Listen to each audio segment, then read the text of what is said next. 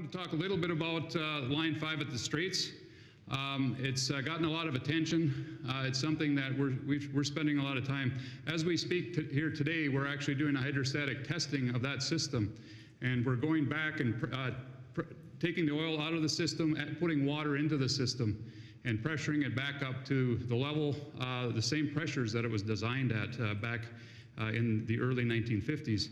It's very well designed, seamless pipe, split into two pipelines really for a couple of reasons. One, smaller diameter is more rigid, and two is that you split the flow into two. Another area in the design is where the pump station itself is located. It would be on the southern part of the lower part of the picture. It's really designed such that the pressure across the Straits is the very lowest pressure that pipeline system will ever see. We're working very closely also on advancing technologies to help us reduce our risk. And there are a couple of projects that we're working very closely with Michigan Tech University on. One is our autonomous underwater vehicle, AUV, really to go out and inspect our pipeline crossing on a regular basis. And it's our eyes on the pipe and allows us to see what's going on the outside of the pipe. We're also working on real-time environmental monitoring by sponsoring a buoy out in the Straits to better understand the Straits, the currents, and all the things that are going on. And we're doing things like installing anchors, mechanical anchors to further improve the system.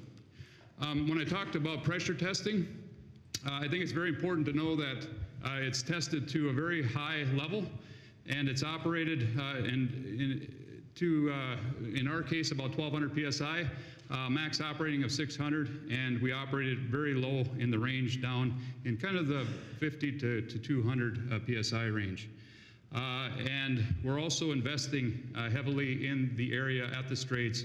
We added a crew there in 2015 to enhance our emergency response. We did a full-scale exercise in 2016 with Coast Guard, EPA, local responders. We brought all the equipment out, did a full-scale type exercise, and we envision doing more of that.